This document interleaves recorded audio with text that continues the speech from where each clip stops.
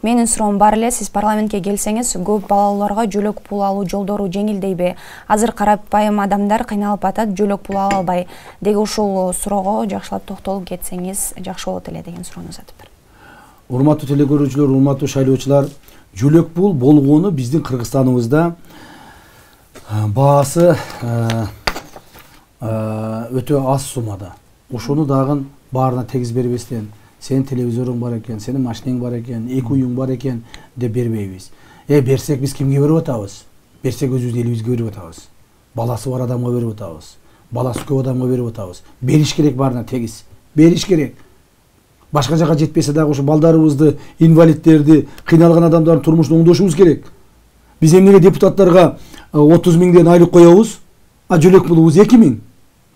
Эмне үчүн биз кээ бир депутаттарга 40 миң, 50 миңден 40 миң, 50 миң сомдон айлык коебуз, а инвалидтерге берген төлөмүбүз болсо 2 миң, 3 миң тегерегинде. Урматтуу туугандар, коомубузда социалдык теңдөө болуш керек. Эгерде депутат болуп баргың келдиби, ошол айлыкты албастан, кыйналганына карабастан, үйдө албастан, мамлекеттен машина албастан, чуркап иштейм, жана мен ушу чуркап иштегенге өзүмдү өзүм камсыз кыла алам деген депутаттар болсо, мында башка иш. Ал эми бүгүнкү күндө депутат болуп, мен бая жолугушууларда постоянно айтып келем, дагы бир жолу айтып койсом, бул ашыкча болбос. Эмнеге мамлекеттик чоң кызматта иштеген адамдар, депутаттар байып кетет? Алар тез байып кетет. Мына бүгүн жөө жүргөн депутат, эртең кандидат, эртең депутат болсо эле, чиренип байып кетет. Үйлөрдү салат, Бишкектен үй алат, машиналарды алат, бизнестерди кылат, байып кетет. Ал эми эл болсо жакыр, 20 жылдан кийин дагы жакыр, 30 жылдан кийин дагы жакыр, ушу бойдон жүрөт. Бул эмне деген куулуш, бул эмне деген сыйкырчы?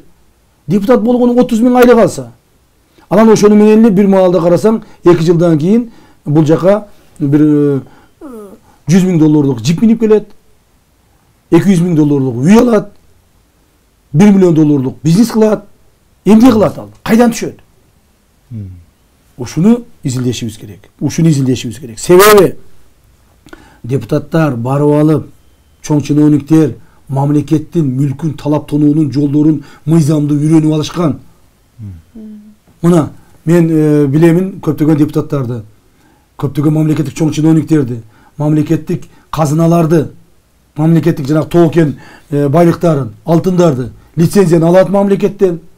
Азыр дагы жакшы кичине аукцион болуп кичине ордуна түшүп калды. Мурдалары бир алтындын лицензиясын 300 сомго алат эле. 300 сом. Туугандар. 3000 сом дагы эмес.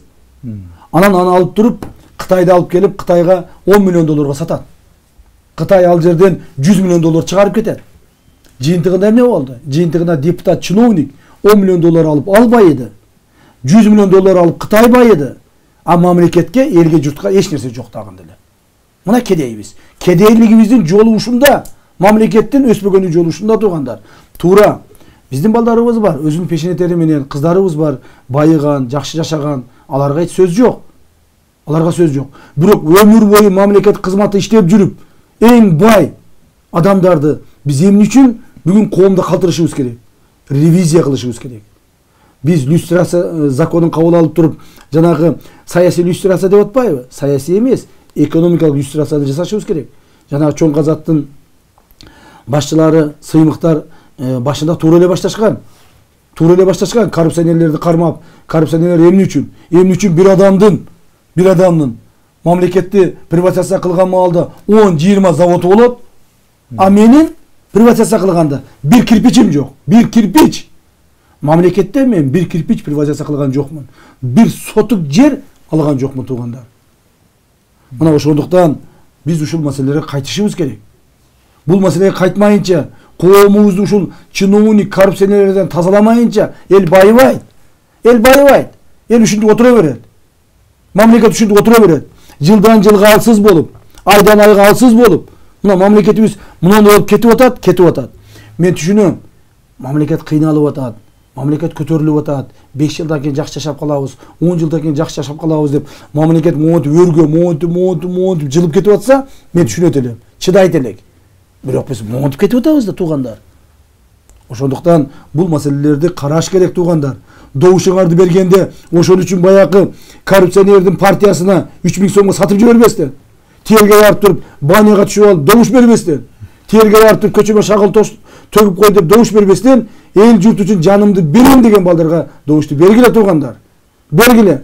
Шансыңар келип турат, мүмкүнчүлүгүңөр келип турат туугандарым. Кайтпаңыздар ушундан.